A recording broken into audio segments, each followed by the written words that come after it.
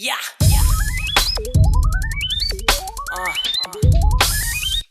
Hey, yo, man, it's your time. And fuck poverty. Get this money, man. What's up, everybody? Welcome to the Phil and Leroy Judgemental Podcast. This is Phil back in the house. And I'm Leroy. What's going on, Phil? Ain't nothing much. Just trying to see what's going on with the NBA. Ain't nothing else to watch. Well, this is our first anniversary, y'all. Our first podcast was in February 15th. February the 15th was a Saturday. I think Friday was Valentine's Day, if I'm not mistaken, last year. And February, say it again? No, go ahead. February the 15th, we did our first podcast in the studio, and it was posted on February the 16th, which was Sunday. So, our first podcast. Now, how did you feel about the first podcast? Was you nervous? No, not really. I mean, we had our little drinks on and we was chilling. What's there to be nervous about? I don't know. Some people get nervous when they have a microphone in their face. Why? I can see if it was the camera. If the camera in the whole world, not even the camera, because you can't see the people. Now, if you on stage or something, I'm not gonna understand you being nervous. Or a camera or microphone where you just see yourself in the camera or one or two other people, why be nervous? Yeah. That's a lot of people get funny when they get nervous when they see a microphone or a camera or whatever. I guess. Well, the elephant in the room, everybody, is Carson Wentz is no longer a Philadelphia Eagle. So when you first heard it, what did you think? My first response was, finally, good riddance. So here's the Judgemental Podcast, one of the Judgemental Podcast's biggest fans, Shannon Sharp, talking about the trade with Skip Bayless on the Skip and Shannon show. Here's the article. Not surprised, but the price, Skip, they basically had to give him away. I mean, you think about Matthew Stafford went for 2 first-rounders. This kid is younger than Matthew. By the way, Deshaun's going to go for like 4 Go for 3 first-rounders and some players. Right. This kid went for a 3rd-round pick and a conditional second if he plays 75% of the time he goes to 2 years away. Right. Skip, this had to happen. And I told you this, Skip, when they benched him, I say somebody's got to go, and maybe both of them going to have to leave. Both gone. And they're both gone, so I'm not surprised. Thank you, Shannon, because like I said, Shannon is the biggest fan of the Phil and Leroy Judgemental Podcast, because I said the same thing before he said it. Let's go on. About this. Okay, so my reaction is, I'm not a Wentz fan, but if he can revive his career anywhere, it's with that coach who was his coordinator, obviously in Philadelphia, behind that offensive line, which might be the best in football, and that running game, which just is it's right up there at the top of the league. So when you got those components, you got a chance. Right. Ultimately, I believe even Frank Reich cannot win big with Carson Wentz. You call him walk it to him. I say give it to him or bounce it to him. I just have never trusted his package of intangibles, his leadership, his poise under fire in this league. As good as the line might be and the run game might be, the receivers are average to me. But ultimately, the quarterback's going to have to make some big, key, crucial plays. And I don't think he's capable of doing that consistently. Well, Skip, Pittman Jr. is going to be in his second year. Michael Pittman Jr. is going to be in second year. Pretty good. Yep. They need to re-sign T.Y. Hilton. I like Pascal. They got some guys that can play. The one thing that he's going to have to guard against, because their defense is very good, don't turn it over. Well, he ain't gonna work with the turnover championship last year. He also got by far the most times. Maybe that will change. It'll change. He loves to throw home runs. He hangs onto the ball. Maybe Frank Reich can get him out of that bad habit. Maybe a change of scenery will be best for him. Trust me, he could not have handpicked a better place to go. I think the Bears were somewhat interested, but it was reported that he didn't want to go to Chicago. He didn't want to go to Chicago, Skip. And plus, the thing is, the Eagles were trying to hold out hope somebody go offer for 1st-round picks. They basically had to give him away, Skip. I mean, you think about it, Skip. This guy was just 5 years ago was the 2nd player selected, and he went for a 3rd-rounder and a 2nd-rounder. Matthew Stafford was 12 years in Detroit, and you got 2 firsts. Deshaun Watson's going to go for 3 firsts and probably 2 starters. And Carson Wentz, they gave him away. And now, no 1st-round pick since 2016 as a quarterback is still with his team. What's that tell you? It's hard to pick quarterbacks. except Dak. Dak is the only one that's still there. But I mean, first round. Oh yeah, first. Yeah. Right. But is Dak gonna be there? For one more year, yes. Well, I disagree. I don't think Matthew Stafford even worth the first round draft picks they got. What has Matthew Stafford done? I still want to understand. Yeah, he throw a lot of yards. Play consecutive seasons without injuries, major injuries like Carson Wentz, and put up good numbers that's like borderline Hall of Fame. Okay, can I do a search on how many championships he won? Well, we can do how many championships goddamn Jim Kelly won, if that's the case. That's four AFC championships in a row. So you don't have to go there, sir. You don't have to go. We talking about championships. You talking about NFC championships? All right, okay. How many championships, conference championships has Matthew Stafford won? Don't nobody care about that. Okay, so how many championships has he won to? 0, just like Jim Kelly. No, Jim Kelly went. It's about. But he went there. He went there. The bottom line is Stafford is worth a first round pick. I wouldn't say 2 first round picks, but he was definitely worth most starting quarterbacks. If they have decent in the league, they'll get traded for a first round pick. No, that's just the bottom line. No, he's not worth those picks. But he hasn't done anything in the league. What has he done? I still want put up borderline Hall of Fame numbers. That's what he done. But has he won anything? Can we look up his playoff record? Is that because you a stat man? I don't understand how you so into stats, but you into Matthew Stafford. I'm not into Matthew Stafford. What I'm trying to tell you is most half decent quarterbacks get traded for at least 1 first round pick. That's not speaking on Stafford. That's speaking on any starting quarterback that's half decent. Why do you think Shannon just said Deshaun Watson probably get 3 first round picks for him? So his damn he don't got no playoff wins, do we? 1 maybe? Who? Deshaun Watson. He's young. Oh, hell. Matthew Stafford career regular season record is 74 wins and 90 losses. The goddamn guy is a loser. How in the world is he worth a first round draft pick? I ain't even gonna look at the playoff record. Looking at that 74 and 90, come on now. And you would take a first round draft pick? I would rather go and draft a quarterback. The hell with that. I would rather draft a quarterback too than have Stafford. What I'm trying to tell you is majority quarterbacks that's decent in the league get traded for a first round pick. Carson Wentz played like shit last year. The 34th best quarterback in the league, and there's only 32 teams. So that should tell you something. You're not getting a first round pick for him. So Matthew Stafford have a 5-11 record last year, 64% completions, 4,084 yards passing, 26 touchdowns, and 10 interceptions. This is I don't care. Those are good numbers. You can't win without defense. I don't care. I don't care about the numbers, but are you winning? It can't be all about defense. Well, what I'm trying to tell you, trying to tell you is Deshaun Watson hasn't won shit, but he might get 3 first round picks. So he's young. The rebuttal is he's young. How many years has he been in the league? 5? I keep seeing the guy saying that he was traded, but I don't see anything about him being traded. Yeah, that's just a rumor. He didn't get traded yet. He's been in the league 4 years.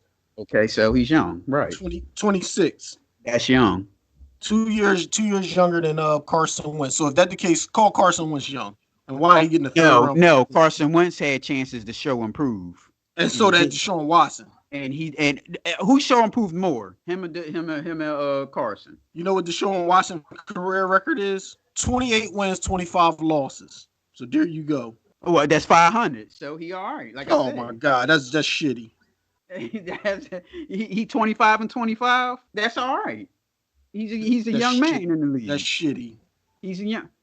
Well, I got here 28 and 25. That's what I said. Oh, I thought you said 25. No. I said 28. So, well, what's going to hurt? People keep acting like the Philadelphia Eagles are like the worst team in the league. Personally, myself, I don't really see them in being bad, but everybody's saying that it's going to be a dumpster fire, and it's going to be a dumpster fire by this damn cap. The cap is supposed to have a 175 million, and the Eagles are 245 million. 180. Well, I see 175 here. It's 180. The Eagles salary cap sits around 245 million. Well, we got a lot of guys. We got a lot of guys coming off the book, so it'll go down. The Eagles can also bring over 22.8 million in cap space from the 2020 season. Therefore, the Eagles' projected salary cap for the 2021 season is $208 million. So they're saying it's going to be a dumpster fire. We're going to have to get rid of our veterans. So I'm gonna ask you. Okay, I'm gonna ask you, the player, and I'm gonna tell you how much they're getting paid, and you say keep them or not. So we're going to start with Jason Kelsey. Jason Kelsey will have 10 million next season. Keep So him. I would keep him also. Offensive tackle Andre Dillard. Keep him. Okay. He's young and he was the top pick, so he still got time. My boy, aka Mr. Steal Your Girl, defensive tackle Fletcher Cox. Keep him. Mr. Steal Your Girl. Motherfuckers going in their house. About to get his fucking head blown off. Cornerback Darius Clay. Keep him. We the thing is, we just signed him. He only played 1 year on our team, and then on top of that, like, you can't keep. I said that during the season, every year we keep switching out corners. You can't keep doing it. You got to let corners gel together and learn the system. If you keep getting a new corner every year, they're gonna keep getting roasted every year. So if they get rid of him, they will save $6 million. But then you replace him with a guy that's getting cooked all the game. Keep the Pro Bowl cornerback. You know what I mean, and work with him. $12 million will be his salary next season. So all right, Zach Ertz. I would keep him, but I think the Eagles are going to get rid of him. Well, I would keep him also. His salary will be $8 million next year, which is not bad. No, it's not bad. So I would say keep him also, especially if you have this. Okay, let's just say Hurts would be the starting quarterback. So you got a young quarterback and you got an experience. Damn, tight ends are like receivers now. Yeah. So let's just say you got an experienced receiver. Why get rid of him? And it's not like he's making a whole bunch of money. And he had one bad year, and that's because Carson Wentz had a bad year. Right. So they're also saying that there will be a quarterback that they don't know if Hurts will be the starting quarterback. So they don't know if they're going to draft one at the 6th pick of the NFL draft this season or pick up a veteran free agent quarterback. Now, here's a list of 10 veteran quarterbacks. Philip, you say yes or no that you want them on the team. They don't have to be starters. They could just somebody to back him up. We're gonna go with our boy Cam Newton. No. And why? And I'm a Cam fan. But it's kind of look like his arm is shot. Now, I could be wrong, but I was watching him during the season. It looked like he couldn't really throw that good. So if he's not throwing that good, I don't need his off-the-field antics and dressing stupid and all that grandmom shit. Nah, I don't need the sideshow. So what about that this year? It was just for him to get back in a groove, get his arm right. It could be because he was coming off a major injury. So I'm not going to knock him. He started the year off all right. You know what I mean? He can still run. Because he had 7 or 8 rushing touchdowns early in the season. It's just his throwing, and they are shit receivers in New England too. So who knows? Okay, Jacoby Brissett. No. See, I like Jacoby. I was never a fan of his. Tyrod Taylor. No. Why is that? Tyrod Taylor and Jacoby Brissett is almost 1A and 1B. They kind of seem like they're the same type of player to me. A short, fast quarterback that can throw. But we got that in Jalen Hurts. I don't need my backup to be identical. Okay. The guy who always is sticking around, Ryan Fitzpatrick. No. Why? Because he's old as dirt, and he's one of them flash in the pan dudes. You bring him in, he light it up. You say, "Oh shit, well we got to roll with him," and then he fucking stink up every time you go with him. He's one of he's good if you just need somebody to sit the bench just in case of emergency. But if you got a young quarterback that need experience, I wouldn't have him as my backup to tutor him. Okay, AJ McCarron. Hell no. He should have went and played baseball. He's a bum. He's always been a bum. Well, here's a guy that I picked that should have been the backup last season. Well, he still was on the contract. They would have had to trade him or something. RG3. No. As a backup, I would have picked RG3 as a backup. Yes. He's good. He should re-sign with Baltimore. No. Your old boy, Nate Stubblefield. Hell no. The guy can't even throw. I don't know why he's on the team. He must be like fucking dating the owner's fucking daughter or some shit like that. Well, maybe he got a good skill set and they keep him around. and that's why the coach wanted to put him in a damn game we could have won and try to make the playoffs. Okay. Colt McCoy. Hell no. Wow. When he was in college, man, this guy put up like so many unbelievable records, and he's just been a chump ever since he's been in the league. Mike McGlynn. Hell no. All these fucking dudes that just stay hanging around the league getting a free paycheck. Can't throw for shit. Where we at? What's the 49ers quarterback? What's his last name? Bethard? What's his first name? Bethard. Yeah, no. I don't want him either. He's a bum. Well, who you want? I'll take Nick Foles back. He's under contract. I know. Right now, it doesn't matter. I would, if I can get a backup quarterback. I don't want none of the guys you mentioned, but if I wouldn't be mad if I got somebody like that. Like I'd rather with the veteran that I want a veteran that has been in the playoffs, that knows how to throw, that can school my young boy to read defense. That type of backup. Ryan Fitzpatrick. You just explained it. Yeah, I don't want him. You gotta give me a name or something. Name me somebody. You wanted Dwight Howard on your team. Dwight Howard type of quarterback for Hurts. It's kind of hard because even like in the NBA, your backup still play. In the NFL, you don't want your backup quarterback playing. You want him just teaching on the sideline more than anything. I guess there's no veteran leadership type dudes that's on a bench that I would want right now that you mentioned. You didn't mention anyone. If Ryan Fitzpatrick, if he went to a big school and he came in the league doing a damn thing consistently, then okay, yeah, but he hasn't. Okay, now we Bahani Jones. Bumani, thank you. Yeah, I fuck up names. I'm sorry. And he talked about our boy Russell Wilson not getting any type of say so in a Seattle organization. Mm-hmm. And I had tweeted you what he tweeted.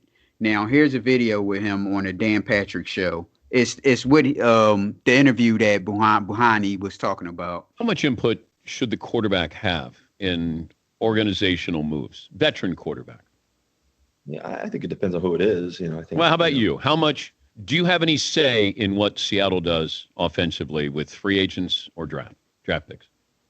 I think that it's I think that ultimately, for me personally, I think that I want to be able to be involved because at the end of the day, it's your legacy, it's your team's legacy, it's the guys you get to go into the huddle with, and at the end of the day, those guys you got to trust. When you think about, one of the reasons why Tom went to Tampa was because he felt like he could trust those guys, and Bruce was going to give him an opportunity. I think for every situation, you have to be able to go into a situation. You think about guys like LeBron, he was able to be around great players that he can trust. I think for me, anytime you bring free agents, he's good. Other players, you want the best players, guys who love the game, guys you want to be a part of that. And as a player, you kind of know that. You get to be around Pro Bowls, you get to kind of see these guys, you get to be in the huddle with the linemen or receivers, or get to be around defensive guys. And so the guy's talented. You kind of build that over time. He's talented on the field and off the field. Please. Time you get to see who can really play. As a player, you really know. So I think that relationship's really key, and that dialogue between, especially being a veteran player, that dialogue is really important. Yeah, but that's a long-winded way of not answering my question. There you go, Patrick. That's what I was saying. He was smooth with it. He asked him a question, and he went through all that fucking danced all around that shit. Yep. Look at our veteran and shit. Looking old too and shit. But and now he's smiling because he got caught up. Yeah. Ain't that the dumb smile? Yep. Here we go. Are you involved in personnel decisions? Have you been involved in personnel? He damn, he caught me. Decision. Not as much. I don't. I think that. Do you want to give you a yes or a no? I think it helps. I think it helps to be involved more. But I think yes or no type questions. He can't even give you a yes or a no. Yep. Yeah, but look, I'm worried about these numbers. You've been sacked 394 times in your career. Damn. So you're going to be the most sacked quarterback in the history of the game. Why? Yeah. Well, I think that sometimes you hold on to it a little bit, just because you're looking for that play and you find those guys, but also so many times it turns into touchdowns too. Stop But bullshit, man. Answer the question. you never want to be sacked that many times. 400 He times. did. He said he hold the ball too long sometimes. 400 too many. So I think that's a big thing that we got to fix. That's got to be fixed, and has to be, at the end of the day, because my goal is to play, 10 to 15 more years. And so when you think about that and longevity and legacy and all that, and you watched the game the other night, the difference between that game was, Tom was taking shots down the field and getting the ball, to his guys and stuff like that. But, he wasn't touched really. He got touched. I think he got sacked one time in the game, early on, but, throughout the And this doesn't even count, Russ, how many times you were hit. I mean, that's 394 sacks. Like, that's a lot. And like, I think you also get away quite a bit too, I get away some too. But, you do. That's a lot. But I think that we got to get better up front. I think that, and it's not just passing. I think in terms of everything you do, it controls the game, as you watched the other night. I think and obviously guys like Dwayne are such amazing players, and to have him come in was a big thing that I really wanted to make sure that happened. I think that we all wanted to make sure that happened because we knew that what a great player Dwayne was, for example. So, so I think that, throughout the next 10 years, it's really important for me personally, but also just, throughout, my career that, we make sure that we do everything we can, including myself, do everything we can to make sure that doesn't happen. He's going to be he's going to run for political office. You watch. He already know how to slang bullshit. Yep. Well, I just dude, do you have any say so? Yes or no? Well, I know. Well, of course you want to have some say so. I mean, no. Do you have say so? Here's a guy, Super Bowl one. He Super Bowl winner, went to the Super Bowl the next year, lost because of bad coaching. Now, you mean to tell me that this guy don't have a say-so in an organization? He's one of the best quarterbacks in the league. That's ridiculous. But Carson Wentz can walk around like the big man on campus. He can go and change plays, and nobody says anything to him. Now, can you explain that one to me? I don't know. I mean, if I like you said, it depends on the situation. Like, if I was paying a quarterback and he's my franchise quarterback, I would like him to have some say, like when the draft roll around, to come to me and say, this is the guy I think. If we need an offensive player and we're looking at offensive player, I would like him to say, I think we should get this tight end. If we're looking for a tight end or a receiver, running back, have some input in that. If we need a defensive player, I don't need my quarterback coming telling me who we should pick up or not. You know what I mean? And then just because you tell me, what you mean? You don't want him to tell you to pick up what, offensive or defensive? I said defense. I don't want my quarterback telling me anything about defense because that's not what he plays. He plays. Yeah, but he looking at and read defenses all the time, and he can tell you, oh, well, this guy's a great quarterback, sign him, or this guy's a good defensive end. So I disagree with you. So that's your coaches and your GM's job. So if you're looking for a defensive player in the draft, then you should have your defensive leader in there talking to you. Maybe he can have you a vote on who to get also. Like even with the quarterback helping you pick a receiver or a tight end or a running back, I would listen to his vote, but that don't mean that's who I'm going with. You know what I mean? And if he don't come in, I wouldn't be mad at him for not coming in. It's one of them things is if you the GM, you make a decision, it's nice for your guys to come in and say, yo, I think this is who you should go with. But that shouldn't change your judgment on in the end who you pick. Well, he can't give an input. I mean, that's not going to be his final decision, but he can tell a GM or the coach or the owner, whoever's in charge of drafting players, that, yeah, man, that guy gave me troubles when he was playing safety for such and such team. Yeah, I think that'll be a good pick if we sign him because we need a lot of secondary help. What's wrong with saying that? I disagree with you. I don't want to hear when you're one of the top paid quarterbacks in the league. How about you take a pay cut and then we can put better players around?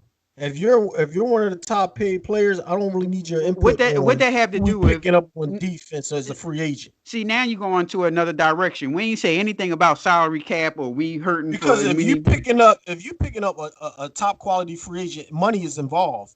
Okay, a lot of times your money is strapped in with a franchise quarterback where you can't pick up that guy. Oh, okay, but suppose they have enough to sign this person. So why would money be an issue? Well, I also said it's not a problem with him saying something, but I wouldn't take it serious. I would take it more But you serious if already saying that he's like a joke anyway. So why would I even bother? I didn't say it's a joke. What I said is I'll listen to his vote and take But it in you wouldn't take consideration. it But I was, seriously. That's what you just said.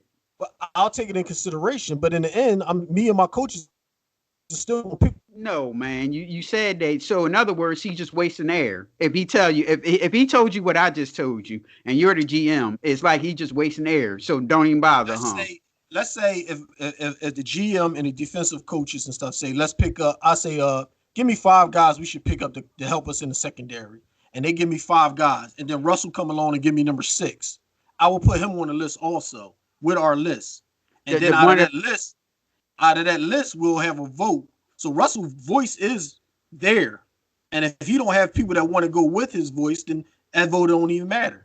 One of the best quarterbacks in the league, and he got to fucking write down a list for you instead of just walking up. You don't got to do shit. No, I didn't say he had to give me a list. I said I'm agreeing with you. If he walk up to me and said this quarterback is good, he gave me trouble last year, it'd be a good idea if we pick him up. I say, okay, Russ, we got you. When we go to our meeting, the GM and the other coaches, and we have our draft board or our free agent board, these are the guys we're going after, I would add the name that Russell put there if another coach didn't. So his name is on the board thanks to Russell. But we're still going to have a vote and put our minds together on who we're going to pick. And if the other coaches don't want to go Russell route, then we don't go that route. Well, you almost sounded like a shut up and dribble kind of guy because I didn't tell him. No, see, you going to the extreme with it. If I said shut up when he said, "Hey, I got an idea about this," nope, shut up. I don't need your opinion. No, but you already said you want to take him serious. I said I'll put it on the board with the other players, and if the rest of the coaches don't want to go that route, we won't go that route. You act like I got to treat him like Carson Wentz, and whoever he want, that's what we pick up. No, I didn't say that. But he should have more. He should have a bigger input than what he should. Why shouldn't he? He went to the Super Bowl. He won the Super Bowl. He went to another Super Bowl. They lost not because of him, because of bad fucking coaching. So why wouldn't he have any say? So he been there for how long? He's 32. He been there since he was a rookie. So why shouldn't he have? So he lost the Super Bowl. You say it wasn't his fault, and I say it was his fault. No, they should have ran it in. He threw it. They should have ran it in. He could have audible out of that. He could have threw a better pass. He didn't have to throw it. He don't have no interception. He threw an interception on the goal line, so I don't want to hear it. Well, maybe he don't have no say so in the argument. Oh yes, he do. And I was like, damn. All right, y'all, ladies and gentlemen out there. That Super Bowl. Well, I don't know what Super Bowl number was it. Me and Philip was supposed to meet up and watch it. Well, you supposed to watch it over my house. I can't remember. It was my uncle's birthday. And I said, I know y'all ain't having a birthday party on Super Bowl Sunday. See, they ain't into sports like that. So I was like, well, all right, I'll stay. And then when it's halftime, I'll leave. So I'm watching the Super Bowl on this low ass TV in the kitchen. So what's the name was Beast Mode was just tearing it up. And I was like, oh shit, they was getting close. And I'm like, you know what? I'm gonna leave here early because I knew they was about to score right there. He was just tearing up. Would have been the MVP of the Super Bowl if they had won. They get on the goal line, he throws it an interception. Now, come on now. You know that wasn't his fault. That was bad fucking coaching. It's not all his fault, but in the end, it's still his fault. He's the quarterback. He's a Super Bowl winning quarterback, and he threw an interception on a 1. He didn't have to throw that pass. He could have audible. He could have snuck. So you trying to tell me he can't audible out of plays, but you want his input on drafting players and picking up free agency? Bullshit. No, what he's saying is he should have a bigger input or who they should draft and who they should get. Why not? Okay, here's a question for you. Do you believe he should sit in on the draft meetings? I just said that. I said no. Wait. I'm not talking about no list. Give me a list. I'm talking about there's a chair. He's sitting in on the meetings, draft meetings, and he's adding. Have a problem with that.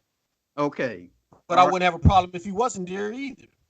So damn, you look, play. I just pay you to damn just shut up and throw a football. You don't have no input whatsoever. See, you going to the stream because I didn't say shut up and I didn't say he couldn't talk. If he want to talk, he can talk. If he don't, he don't. I don't care which way he go. Okay, so would you listen to his input? I just told you I would. So if he comes in the meeting and he say this is a draft meeting, he comes in the meeting and he sits in and he giving his input, I would listen. I would hear what he got to say. If he don't show up for the draft, I won't be mad at him either, because the coaches, the GM is still gonna put their head together and make their pick. So he don't have no say so or who to draft or not. If that's how you feel, then okay. It is what Me and Dan Patrick disagree with you because Dan Patrick don't understand why he don't have because you're putting words in my mouth. I didn't say he didn't have an input. You making it seem like I said he didn't have an input. I said I don't care if you got an input or not. If he got an input, great. If he don't, I'm not sweating him about it. Damn, that's cool. Long as I put these Pro Bowl receivers around him and he can throw them the ball, I ain't mad at him.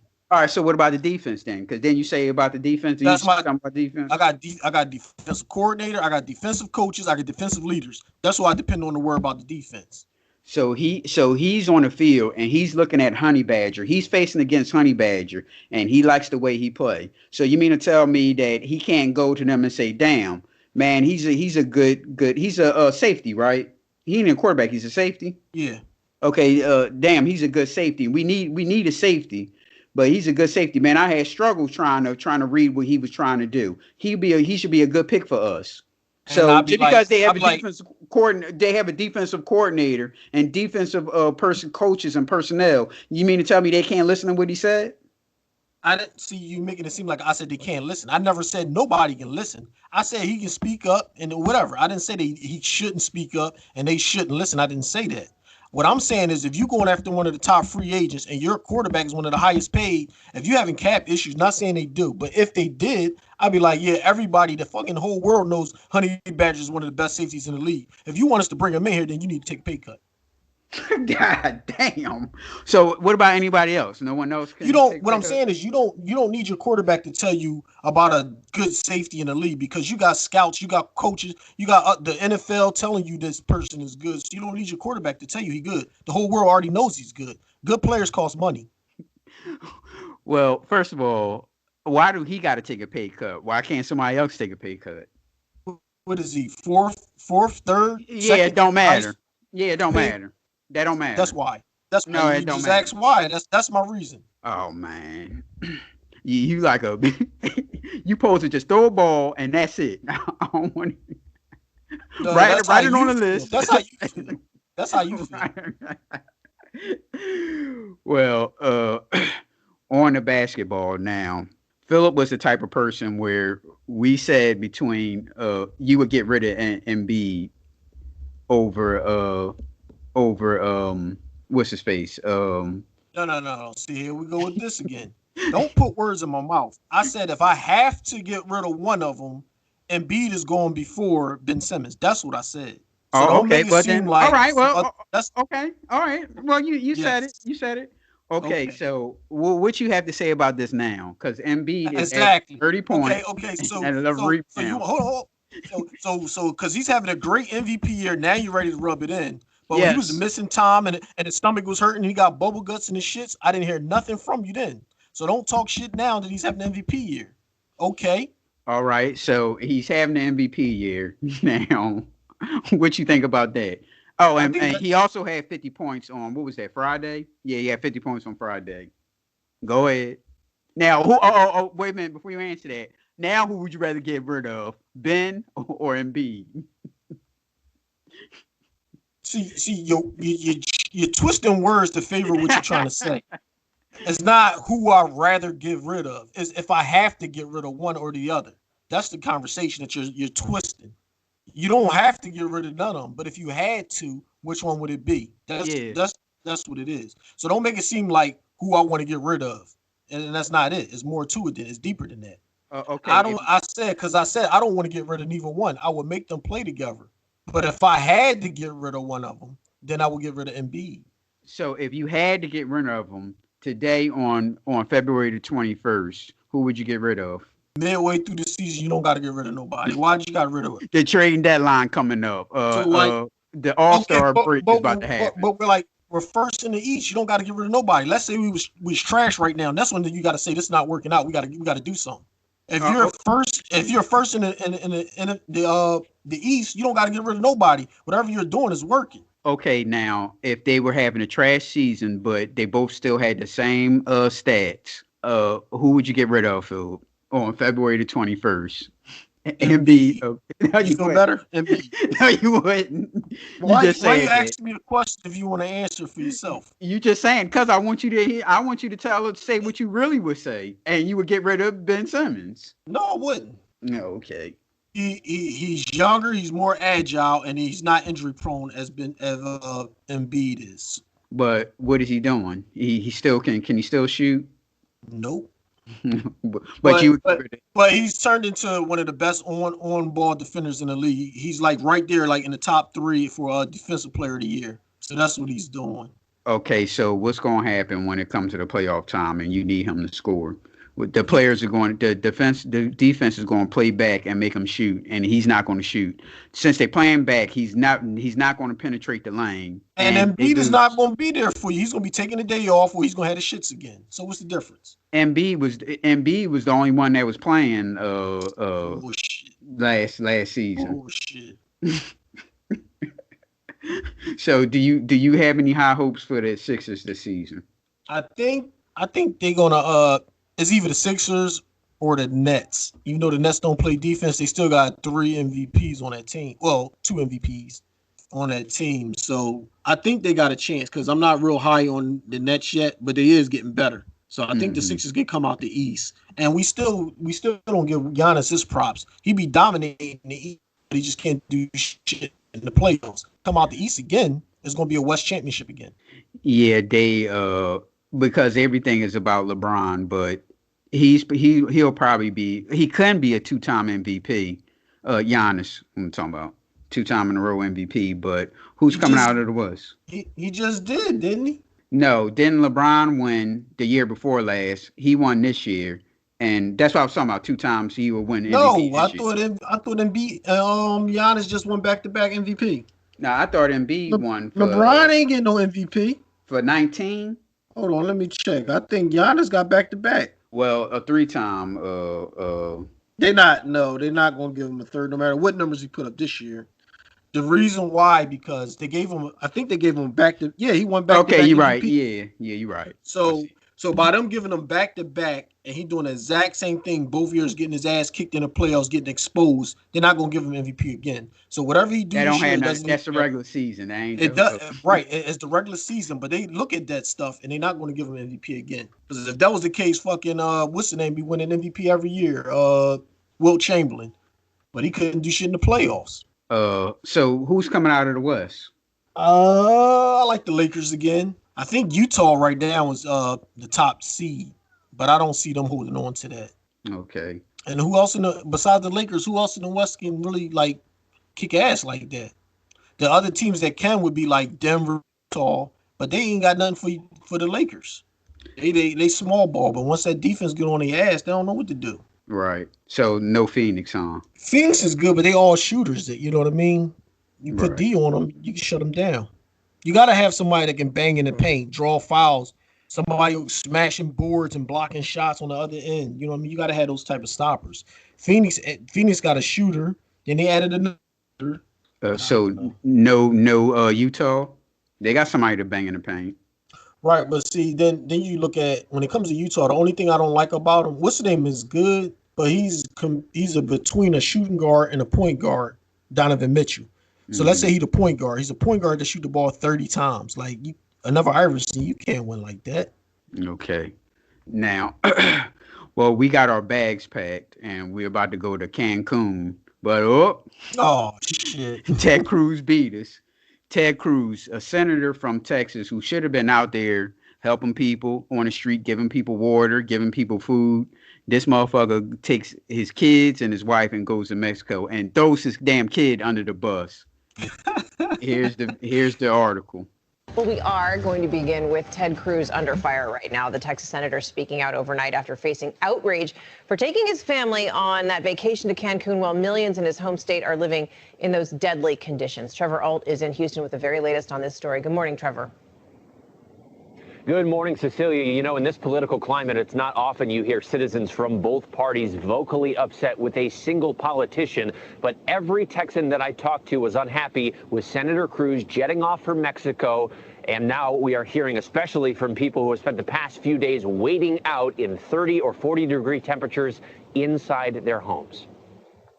Following swift backlash overnight, Senator Ted Cruz saying it was a mistake to leave Texas in the midst of an unprecedented crisis to take his family to Mexico. It was obviously a mistake, and in hindsight, I wouldn't have done it.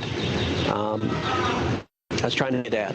Cruz says the ill-timed vacation was planned on a whim after the power went out at his family's Houston home. We had spent 2 days without power, and my girls wanted to take a trip with their friends and frankly get somewhere where it was warmer. I flew them down last night, and then I just flew back today. Text messages obtained by the New York Times, allegedly sent by Cruz's wife Heidi, reveal the family invited friends to join them in Cancun and stay at the Ritz-Carlton because their house was freezing. While Cruz originally seemed to indicate he was simply dropping off his daughters and returning Thursday, he now admits to planning on staying in Mexico through the weekend and working remotely before changing his mind. I started having second thoughts almost the moment I sat down on the plane. So I changed my return flight and flew back on the first available flight I could take. On Wednesday, photos showing the Cruz family at Houston's airport and aboard that flight bound for Cancun quickly went viral. The trip prompting fierce backlash as millions in Texas went without power and water. Houston's Democratic mayor unleashing harsh criticism. Well, it's certainly much warmer where he's going. And while the Republican governor declined to comment, candidly, I haven't been following people's vacation plans. We've been working literally all night. Fox News hosts calling out the senator. I mean, this is kind of day one stuff. If you're a politician, if there's a weather disaster in your state, you don't go on a tropical vacation. And even taking aim at Cruz. While his fellow Texans are freezing with the power out, Ted Cruz did what any great leader would do when his state needs leadership most. He booked a flight to Mexico and said, adios, amigos. On Thursday afternoon, cameras caught the senator pulling a suitcase through Cancun International Airport heading home, where protesters were gathered outside demanding Cruz resign. To go fly to warmer weather when people are freezing in their homes shows exactly how out of touch he is. People are dying. Cruz then sitting down for an interview with our Houston station, KTRK. I don't like this being used as a distraction from the real issues. But it wouldn't be a distraction if you'd stayed here and said these same things, right, and gotten out in the streets. I agree. The angry haters screaming resign, Damn, I think that is a sad sign of where we are. I don't do that to other people. But Cruz's past criticism of Democratic rivals is now back in the spotlight. In one December tweet attacking Austin Mayor Steve Adler and other I Democrats. just sent you that link. While telling constituents to stay home, Cruz called them hypocrites, complete and utter hypocrites. And this morning, there are some Republicans criticizing Senator Cruz, not for taking this trip to Cancun, but for saying they think he shouldn't have apologized. Amy? Much more to come on this. Trevor Alt, thank you so much. On Twitter? Yeah, so here, while you're looking for it, I'll just go into it. So he's the main one that's for years now been criticizing other politicians when there's been a crisis situation going on and they went on vacation or went golfing. He's been slamming like I think 3 or 4 other people, even Obama, like he got in his ass about something. So Mr. Boogie's is known for that. That's why I call him Mr. Boogie. You remember the video when he was doing an interview with the big boogie hanging on his lip and he licked it and just kept talking? No. You don't remember that, man? It was all over the internet. No. Oh my God. Yeah, he's doing an interview. A fucking boogie slide out his face while he talking. He licks it, like falls right in his mouth, and then he just keep on talking like it ain't nothing. Mm-hmm. So I've been calling him Mr. Boogie ever since. Do you want us to play the video they have here? Which video? The video or the link you sent me. Oh no, I just wanted you to see that Ted Cruz been talking shit about other people doing it for a while now, and now he's sitting here doing it and talking shit. Right. You can play it if you want. You can play it if you want. I didn't know it was a whole joint. I just wanted you to see. So when I mentioned that he talked shit about other people, that you would see it. Taxpayers pay his salary. May we just remind everyone. But he couldn't hightail it away from them fast enough when crisis struck. Now, interestingly, he in a campaign ad talks about how wonderful he will be in a crisis. This was him after Hurricane Harvey. Here's his campaign ad. When disaster struck, Texans came together, helping each other, everyone doing their part. Like Ted Cruz, who brought home billions in disaster relief and passed emergency tax relief for those hit by Hurricane Harvey. No official, state or federal, has been more involved in the recovery of Galveston County than Senator Ted Cruz. When the hurricane hit, you stood up for Texas, and Ted Cruz stood up for you. I'm Ted Cruz, and I approve this message. Unless it's cold out. Exactly. And my daughters want to go to Cancun, apparently. Listen, you can imagine the kind of attack ads that he is going to face when he runs for re-election in 2024. Maybe he runs for re-election. Maybe he runs for president. But listen, this ultimately may not actually affect his political prospects in Texas. Perhaps they affect it nationally, but we are at a time where sort of identity for many people is much more important than acts of service. What you do for constituencies is much less important than whether or not you are, wearing the jersey that they want you to wear. So, and that's in some ways what Ted Cruz probably suspects, that he can kind of get away with something like this, throw his daughters under the bus and make an appearance on Fox News, and all will be well. You had hosts on Fox News and conservatives defending Ted Cruz, saying, oh, well, what could Ted Cruz actually do in this situation? He's only a senator from Texas, so he knows that reality. And so in that way, he probably didn't really care much of, fleeing his constituents. Yeah, he probably also does the math and says he's got 4 years before he's got to be reelected and hope that people forget by next week, right? And they may. I mean, they may. And they'll probably forget, so I agree right along with him. 4 years is a long time, so they'll probably forget he did that. And and they said, what could he do? Could he do? He could be out in the streets giving out water. He could be out in the streets giving out blankets. He could have been doing something. There's a lot he could do besides going on vacation. Right. And here's the thing. Now, as you see, he got a nice looking house. Now, shit is always happening in Texas. You got hurricanes and cyclones and storms. So the electric part goes out fairly often. I'm talking about electric not having electric for a day and all that type of shit. Now, don't you think that he would have a generator? Like the generator that's connected to the house, not the generator. I'm pretty sure his house is not in the dark. He got all his shit taken care of and fixed. Right. So he can't be in Texas chilling, living large in this house that's like all ready for this type of weather while everybody else is fucked up and he chilling. Right. So I seen pictures today of him outside giving out water and stuff too. So he's trying to clean it up now. Right. Hey, I just thought I was being a good dad. 40. Look at the message I just sent your phone. Mr. Boogie in action. Oh man, that thing is like right. Ugh. Watch when he tastes. You can see him like he made that type of gesture with his face. It went to his top lip, then it went to his bottom lip. Right down the belly. I'm surprised you don't remember this. This was like all over the place. People was talking about that. It went to his top lip and the bottom lip, and he said, You see how he did his lips? What an asshole, man. Hey, look, if you everybody out there in Texas, y'all mad that he did that? Well, 4 years from now, you know what you got to do is vote his ass out, which you probably won't since it's a red state anyway. But okay, Philip, it's movie time. And please give us the breakdown of the Salt and Pepper movie. Due to corona. That was my phone, and the Google, and when I said movies. So give us the breakdown of the Salt and Pepper movie. Nah, I can't really give a breakdown because it was hard for me to pay attention. Wow.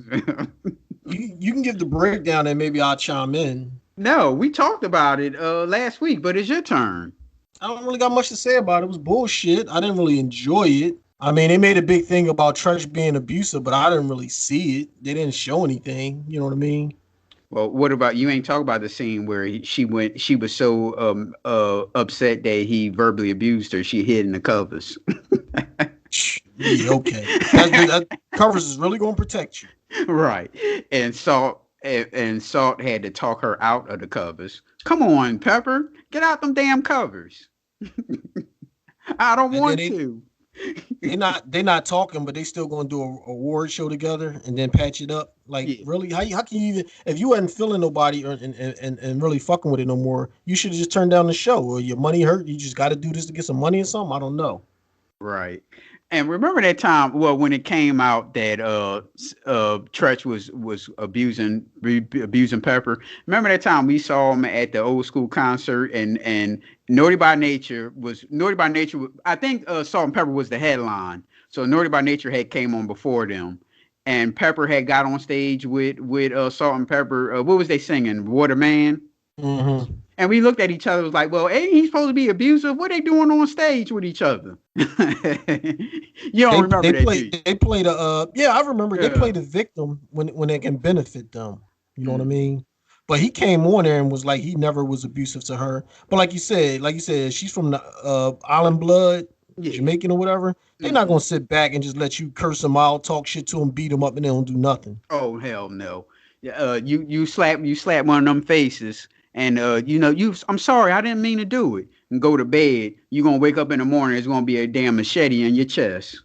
They don't play around and shit like that. Well, I brought up the movie stuff because I wanted to talk about Martin Scorsese. You know, Martin Scorsese, director of The Departed, The Irishman, Gangs of New York, Goodfellas, Casino, and as you see the point here of the movies he's talking about.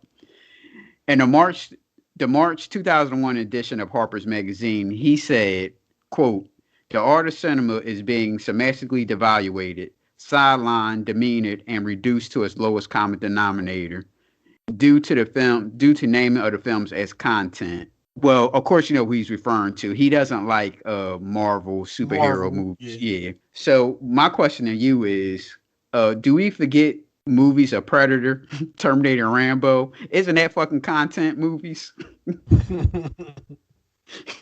Has summer blockbusters ever been these heavy dialogue movies? No, they was always like goddamn Transformers and shit like that. Space shit. Arnold Schwarzenegger. He came out with a damn summer movie every summer.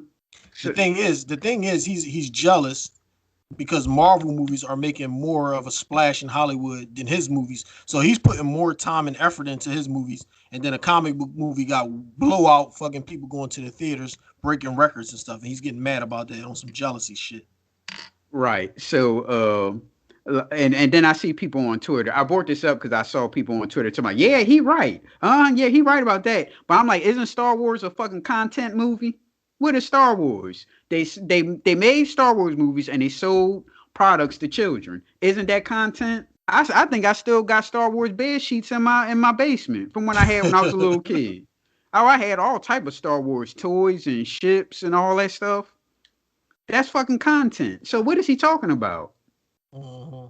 Jealousy shit, trying to bash Marvel and shit because they making a whole bunch of money. Right. So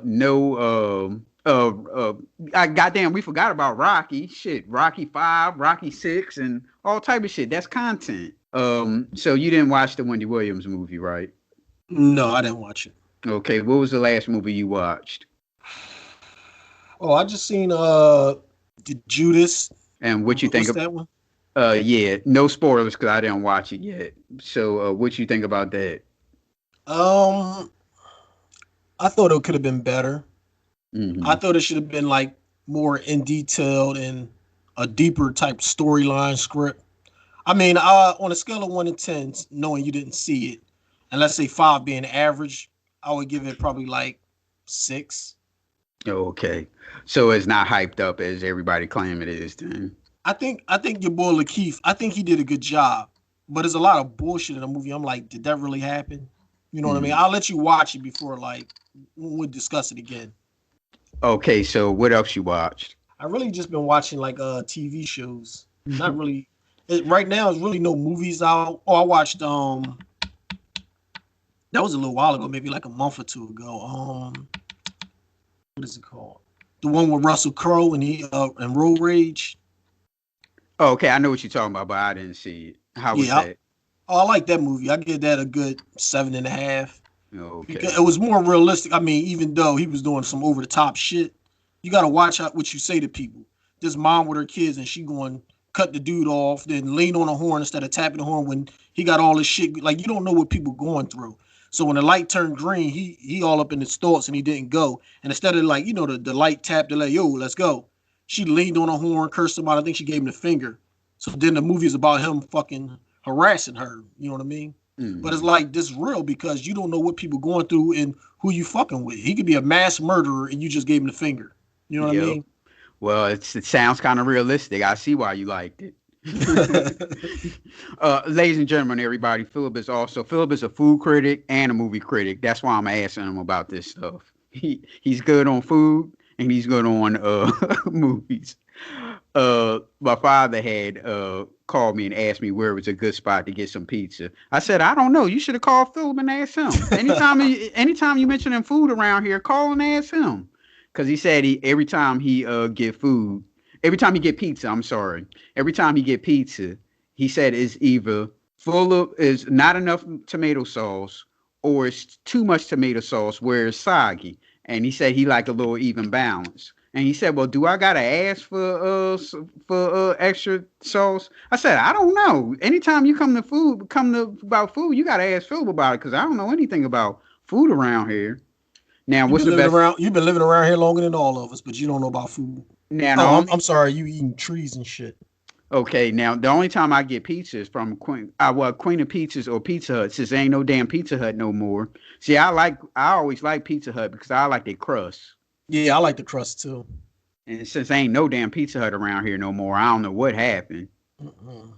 It's like almost like they going out of business or something. All right, so you said TV. Now, what's the TV show you looking at? Well, I'm watching yours, Married at First Sight. That's why I started laughing. That's my wife's show. That shit had me cracking up. The shit is funny. You know what I mean? Yeah, those women don't need to be married. The one you said that's with the muscular guy, who seems like a mass murderer because he always even toned. Everybody, anytime a person that's just even toned, watch out. He never when he's upset, it's just always the same level. It's never up, never down. See, my wife called him Grant, and he reminds me of as a cop from Pittsburgh that I was hanging out with for a couple weeks in the military. We was doing some training together. We had to do like land nav. We spent a lot of time because they buddy you up with pairs. And when you do these training things like that, a lot of times they pair you up with somebody you don't know. So I was working with this cop from Pittsburgh. It looked exactly like him, like his facial features, his gestures that he make, all this shit. So whenever I see him, I laugh because he reminds me of the cop bull. But I didn't see him do anything or say anything dippy. It's his lying ass new wife. Yeah. Because she sat there and said it was only for girls. And then when he went down there, he saw, and he did nothing wrong. She just been playing him and shit. Mm-hmm. But damn, if you don't want to be here, don't be here. You know what I mean? Right. Well, she's not ready for marriage. Of course, the drunk young girl, she ain't ready for marriage. She in that phase where she want to be out on Saturday night and hang out with friends and all that stuff. But being in a marriage, you can't have that life. And of course, go ahead. No, go ahead. And of course, our Chris and Paige. Chris and Paige is only two people I know. I don't know anybody else's name on there. Yeah, I don't know their names either. But the young drunk girl with the pilot. See, that's his problem because he wanted a real young girl. To a real young girl, you got to expect in her young 20s, I think she like, 25 or something? Yeah. She's still at that party phase. She still want to go out and drink. And she said she go out like 4 times a week or something. You know what I mean? So if you want to be with a younger, that's what you got to take. The only thing I didn't like about, like, if that was me, I would understand that she going out. She can't go out 3 and 4 times a week, but if she want to go out twice a week, okay, you know what I mean? And the thing I didn't like about her, she got a lot of single male friends. And he nipped that in the bud, but she didn't like that. Well, the thing about him is when he boarded up, he could see she was getting upset, and he then kind of backed down somewhat. But what I say is he should have stayed firm because, well, I've never been married yet.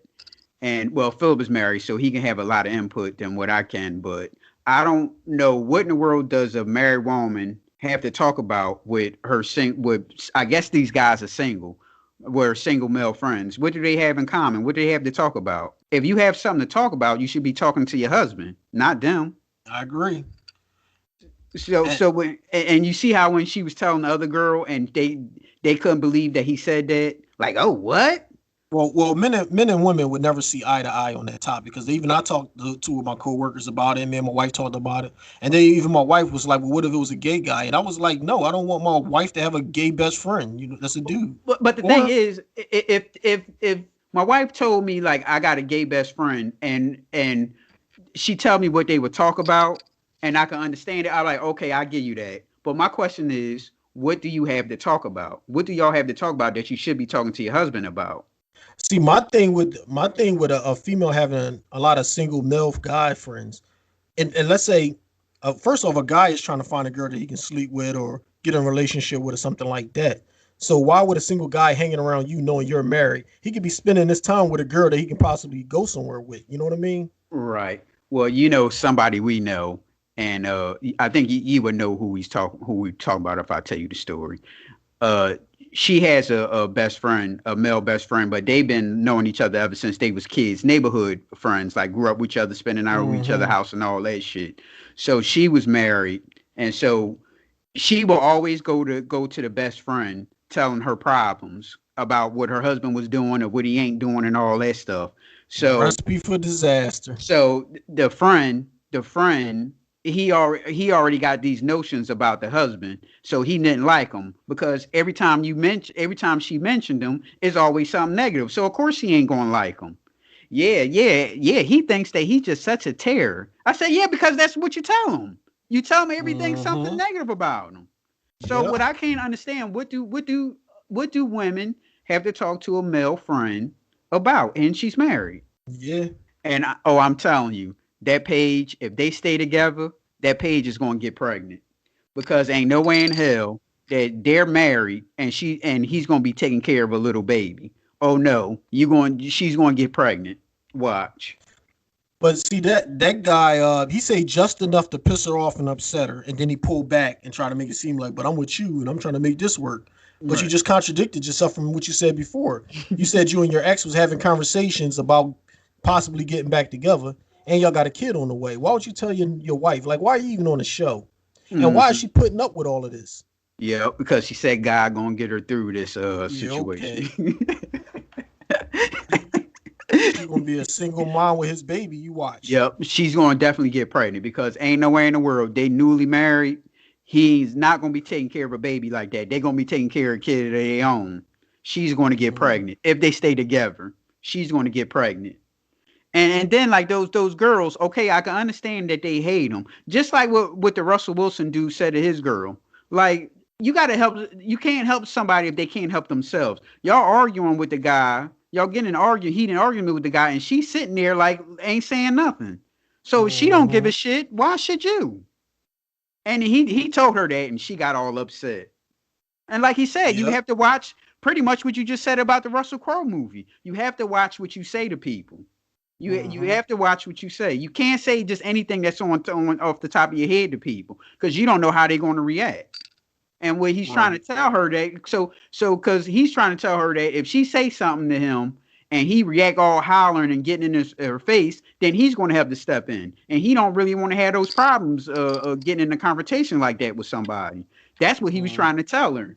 Well, that's like the other couple that was arguing, and then the guy, she must have said something in the middle of the night, like, I don't like how you didn't stick up for me. So the next day he was like, yo, anytime you got something to say to her, you say it to me. I was like, yo, he should have been nipped that in the bud. When he was arguing with her back and forth and calling her drunk and all that, he should have been like, yo, chill. You want to talk to me, we can talk.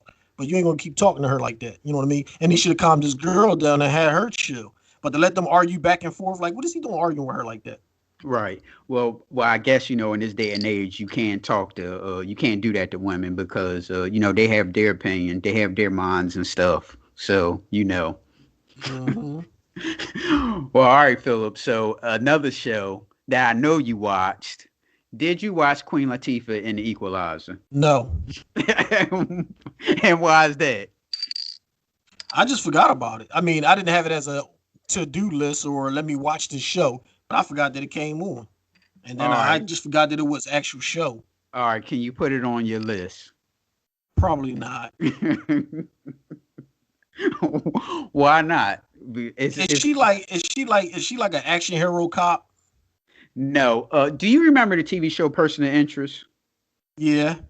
Okay, it's damn near the same type of show, except you know how the guy would get the things like it was the things in the future he would get like the computer was telling him stuff in the future, right? Yeah, it was like the computer would give him like a somebody's social security number or something, and then this person is going to be involved in a crime, or a crime is going to be involved committed against them, or they're going to commit the crime.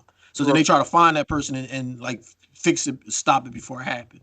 Right, and the guy was in like an abandoned subway, with the glasses.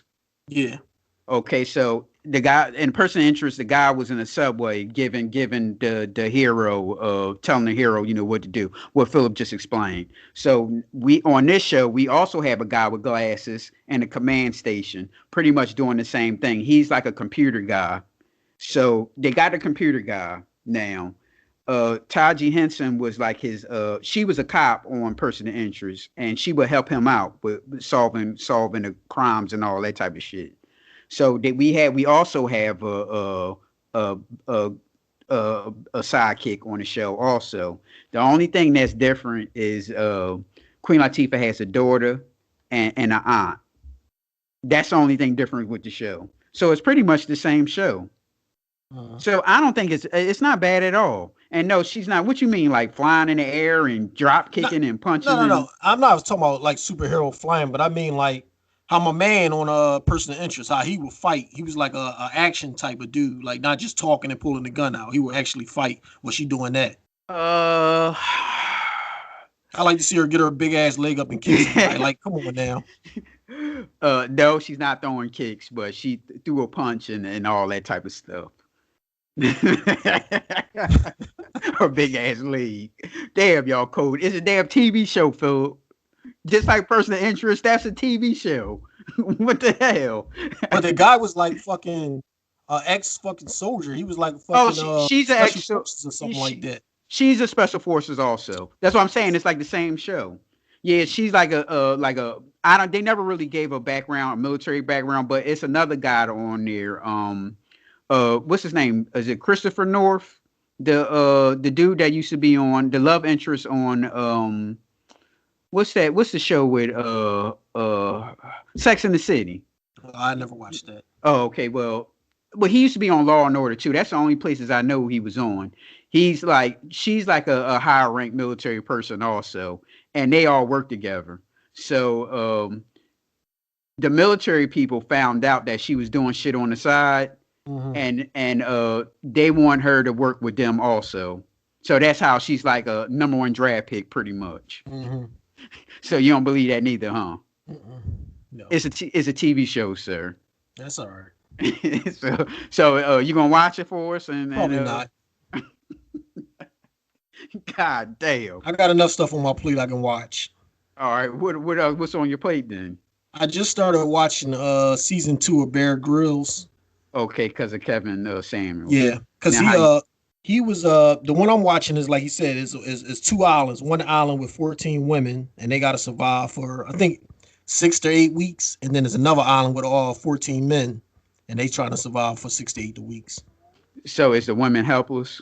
They're not, but they do a lot of stupid shit. Like my wife watches it with me, and she be like, I'm tired of them. All they do is sit around and talk. You know what I mean? They're not doing nothing. So like they'll sit around and be like, oh, I'm so hungry. Oh, I'm hungry too. Oh, my stomach hurting. And they're like crying and sitting around. You know what I mean? Or even like they set a trap and first off, Bear Grylls is helping these girls out a whole bunch where he's not doing for the guys like that. Like he said like we had to make sure, he talking about the female island. He was like, we had to make sure that there was plenty wildlife and food sources and stuff to help them out or whatever. So after he say that, then it's like 2 little piglets on the island, and they're like, oh, the girls, they starving, they fucking stomach touching their rib, but they're like, oh, look at the baby pig. So they gave the pigs names. Here they starving though. Gave the pigs names. You gotta be kidding. This shit is crazy. The one girl sleeps with the pig. You know what I mean? So when they left the beach and went to a long ass trek to find a better location. The pigs followed them to the new location. And so these pigs are like their pets. They play with them, they hold them, they gave them the names, all this shit. Gets to the point where they're like, yo, we gotta kill the pigs and eat. You know what I mean? They're like, no, we can't. They wound up fucking, and then they crying and shit. They ate the pigs, but they was crying and all upset. And I'm like, why would you do this to these pigs? Trusted you like family. Y'all sleeping with them, playing with them. They followed y'all halfway across the island, like they little baby pigs too, little teeny pigs. Mm-hmm. And then y'all gonna cut them up, eat them, and then start crying. That's crazy. So what I think Bear Grylls put those little piglets on the island for him, but then they became. What they should have did as soon as they saw them pigs, fucking cut their head off and eat them. You can't. That's right. Giving them names and pets and all this shit. You know what I mean? So then, they gave them like a class to how to catch shit. So they put up a snare trap to catch like wildlife. They supposedly caught a pig in a trap. So they're like, look, we got a pig. It's a big pig. We got a pig.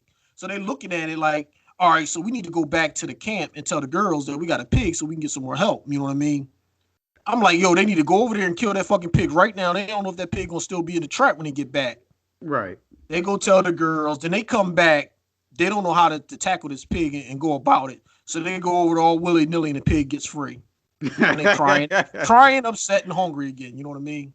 I said, this show is crazy. So do they fish? They try. You know what I mean? Oh, here's another thing. They sitting there struggling on the island, starving, can't find no food. Then one of the girls say, "Oh my God, it's a fisherman boat." So she waving the fisherman boat over. He comes over, and then she's like, "Any fish, fish?" And she got her hand out like a beggar. And the guy like, "Yeah, you want fish?" And he threw like a big ass fucking barracuda on the island for them to eat.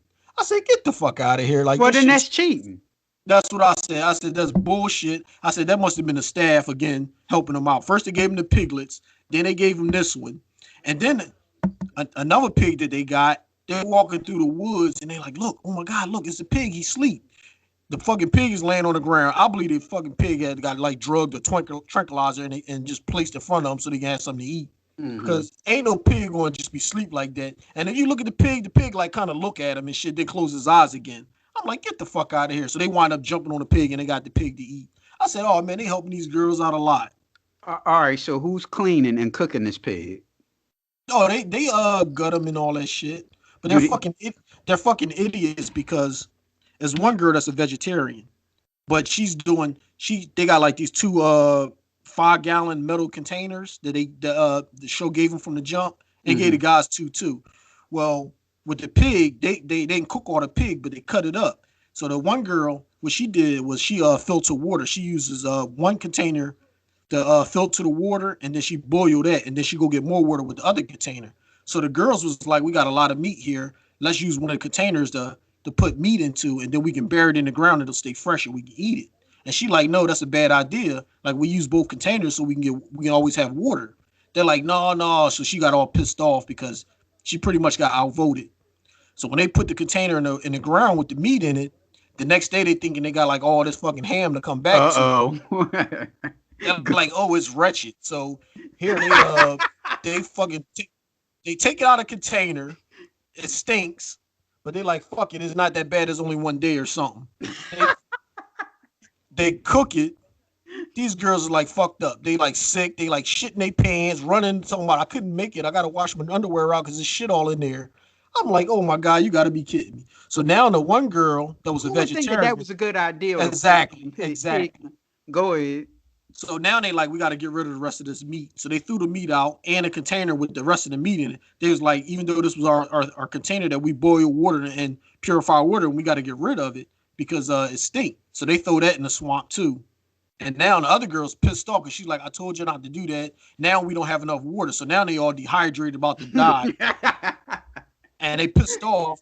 So they pissing one of the black girl on the island. She's a doctor. So she tell them to piss in a cup, and she gonna get their samples to the crew, and the crew tested their samples and was like, y'all extremely dehydrated. Y'all got like 36 hours to pull yourself out of the situation, or I'm taking all y'all off the island. And the guy said, Bear Grylls, he like, what I need y'all to do is go get that container, use that second container, and clean it out and do what you got to do to get that water. You know what I mean? Right. Did they do it? Yeah. But the one girl that was always doing the water and stuff that got outvoted, she pissed off. So she was like, you know what? I'm not doing. So they got mad at her because when they going out hunting, she didn't want to go hunting no more. She was like, I'm only doing stuff that benefit me. I don't eat the food that y'all get, so I'm not going hunting no more. She said, I wanted water, to have water for us all the time. Y'all wanted to mess it up, and now we're dehydrated. We can't get enough water because they only got the one container that's cooking. And once that container like cooks all the water, they like run out real fast. So they try to have like enough water for like the crew that's going hunting to drink some water or bring with them, but they don't have that. So now they're trying to go hunting without water. But as soon as they get out there, they're like all beat out and drawn, so they get back to camp. They got to go back. I said, this shit is crazy. Now, what are the men in there doing? Living. So they don't have any problems like this, huh? No, because well, not really. I mean, they have funny problems. They're funny. Like the one guy, every day he go fishing, he come back with a whole bunch of fish. But he like, fuck this. I keep fishing. Nobody else is doing no fishing or nothing. I'm not fishing no more. If y'all just want to eat snails, the rest they call it something else, but it's like snails and coconut. If y'all want to eat snail and coconut bullshit food, that's what we're going to eat. I'm gonna eat it with y'all. So then other people was like, all right, we'll go fishing, but they're not good at him, so they can't catch nothing. Mm-hmm. So he like, whatever, you know what I mean? Then he get to the point where he like, you know what, fuck it. Because the one guy that always talks shit to everybody, this motherfucker almost crashed into a fucking rock. They built like a little raft and they was out there and he caught an ill, but then the tide took their boat and almost threw it into a rock. So he yelling on the beach, help guys, help. They yelling for help. So the best two swimmers go in the water and like grab that raft so it don't like slam into the rock. It still slammed into the rock, but not head on like it was going to. You know what I mean? So after that, he kind of humbled himself and stopped fucking with people. Because the one guy, they didn't have no food. So the one guy, every day, he would get up and catch like all these crabs and like crawfish and all this shit. And then he'll like mix it with the coconut and like boil it. And dude be like, man, we humping, we cutting trees down. And all you doing is sitting on your ass making soup. How long did that soup gotta take? You've been doing that for 3 hours. Then you just stare. You're like, what you trying to say? He's like, I'm trying to tell you, it don't take that long to cook nothing. You know what I mean? He said, how about you go to a chef and tell a chef that it don't take that long to feed 11 people, and they'll fucking poke your eye out. You know what I mean? Because he said, the one guy that's always fucking with people, he said, some people would say you don't do shit. You just a lazy bastard making and taking a long time to cook. And he said, well, you know what I would say? And they got accents because they're like from the UK. He said, you know what I would say to the person that said that? I would say, if he go tell the cook, you know what I mean, that he can fuck off or something. He said like that to fight back. You know what I mean? It was funny because they were talking about each other. But they got a shelter, they got fire, they got their beds off the ground. Of course, you know, there's a black guy on there. He brushed his teeth, he washed his feet, and it was something else he do. Oh, he washed his balls in the ocean like every day, just be chilling. So they got on his ass big time about that. He said, every fucking day you washing your feet. He's like, no, I'm not. He was like, I'm fucking doing my daily, cleaning, then I'll get to work. He's like, dude, you don't do shit. You just lay around all day. But they got him back on the ball and shit. All right, so do these people be voted out like Survivor or? Nah, they don't vote out. They have a sat phone, which is like a satellite phone. Mm-hmm. And if it's emergency or somebody want to quit, then you just call in and they'll bring a boat to come get you. Okay, has that happened yet? Oh yeah, I think the guys are down to like 10, and I think the girls are down to like 11, something like that. Okay, the one guy, he was trying. They was going fishing on the water, but they was on the rough rocks, and everybody was stepping on this one rock to get across to the big rock where they was trying to get to. He didn't want to do that. He wanted to be Spider-Man and climb the scale of wall, but then he slipped, so he fell straight down into the rocks and all this shit. Busted it like a fucking tendon in his arm. It was blood everywhere, so they had to take him out of there. Then they had go ahead. They had two builders. One was like a contract foreman, and one was like a builder. And they kept bumping heads on how they want to build. Anyway, both of those guys wound up leaving. So is this like a contest? I think it's just I don't think it's like last man standing or nothing like that. I think they just put people on the island to see how they gel. And the guy that hosts the show, he's like a legendary survivalist dude. He's always commenting, like he'll come in and not comment to the crew, but like to the viewers, and tell us like what's going on. Like when you're not eating, he'll say something like, when you're not eating for a long time, it'll make your temperature boil and every little thing will tick you off. And then he'll show like that's the reason why the crew's arguing or whatever. Right. But he said the same thing. He said the same thing about the girls when he saw that they was befriending them pigs and all that. He's like, that's the last thing you want to do when you're on an island starving. And he broke it down pretty much to what we were saying. So they sit there starving, but they got pet pigs. Yep. Shit is unbelievable. No wonder why Kevin keep talking about it. So they even with the fire, they was having trouble with the fire. So Bear Grylls was like, something got to give. Like these girls just can't make a fire. You know what I mean? So then he gave him like the tools and shit. He just came on a beach, fucking gave him like these tools right here to help you build a fire. And then they wound up building a fire because they had like their own tools, but they just couldn't get it. They can get smoke, but they couldn't get a fire. Mm-hmm.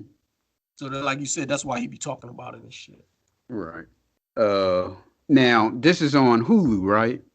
I watch it on the box, so I don't know what channel it come on. Oh, okay. I think it's Hulu. So, all right, y'all. Everybody, thanks for calling in too, because we posted we posted Skype links to join in with us. But thank you for calling in, everybody, on our first anniversary. So you can follow us on Twitter and Facebook at PNL Judgementals, Instagram at _Judgementals, and email us at pnljudgementals@gmail.com. All right, Philip, thank you. This was a long one. Thank you for your TV. From now on, we're going to have a TV and movie segment and to wrap up the show. For you, the way you broke it down and everything. You made the show sound funny. Check out season 2. Season 2 of Bear Grylls. Yep, it's called The Island. The Island of Bear Grylls? Or just The Island? If you do one of them apps, you can just search Bear Grylls, you'll see The Island, and then it's season 2. And Grylls is spelled it's weird. It's like it's Gryll. Okay, yeah, because I just wanted to let everybody know that. Because when I saw it, it was spelled funny. I bought a knife from like one of these fucking road gas stations when I was in the military. And all the guys in the military, oh man, you got a Bear Grylls joint. You got a Bear Grylls. And I didn't know what the hell they was talking about. Here, this dude got like fucking damn 10, 15 shows, different shows and stuff. You know what I mean? Mm-hmm. Like he like a worldwide known survivor or something, like Crocodile Dundee or something. I didn't know who the hell he was. I just thought the knife was decent, so I bought it. Is that his name, Bear Grylls? Yeah. Oh, okay. I thought that was just the name of the show. No, that's his name. All right, everybody. Thank you for joining us, and thank you for continuing listening to us on our first year anniversary. Second year, what you want to see on the second year? It's kind of hard because of this damn pandemic shit. Yeah. So what you want to see? I don't know. Just keep talking shit, seeing what's going on in the news, sports. Like I said, we could do. We never did like a background on me and you, give people like how we came up, our path that got us where we at. Oh my goodness! I still want to do a episode on the Mandela effect. If anybody know about that, yeah, we can do that.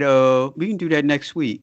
The plan was what I was going to plan to do was I'm saying this while we recording too, by the way.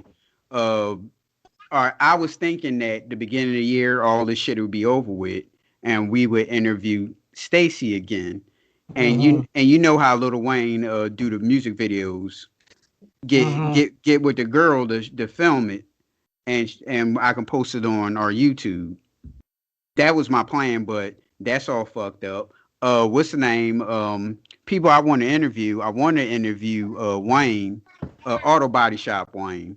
Mm-hmm. You know, black man business. You know, that sort of thing. Right. But man, I went over there the other day. Nobody had on a face mask.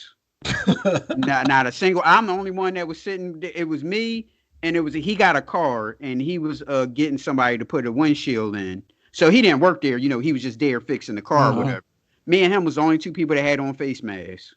So I want to interview him, but I was going to go ahead. I was going to say you also got my brother, Chick. He still want to do an interview. You know, he a business owner now. Yeah, but when I said something about it, you said you asked him and he didn't say anything back to you.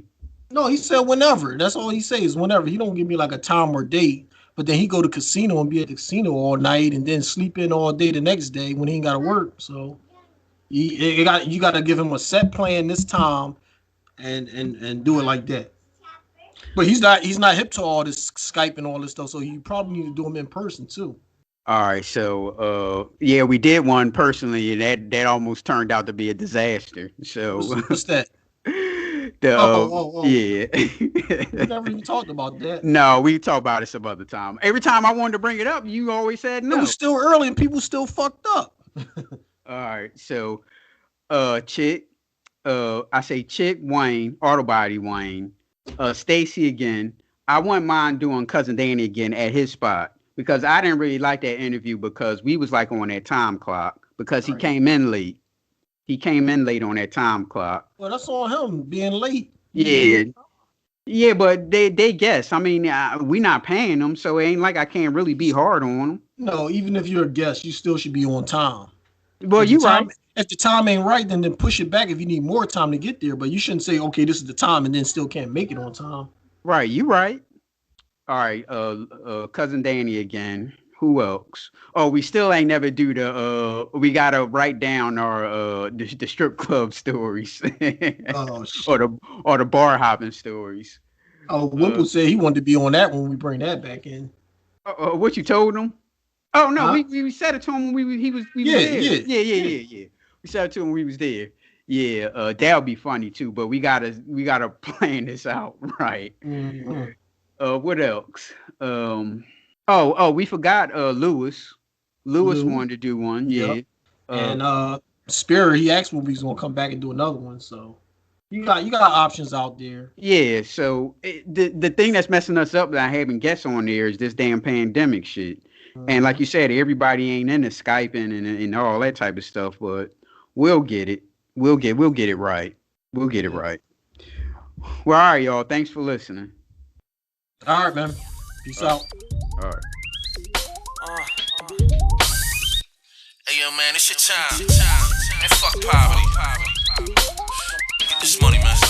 What the fuck you gotta do, you know what I'm saying? I can tell you're mad at me just by how your face look. You can check the status on my level now.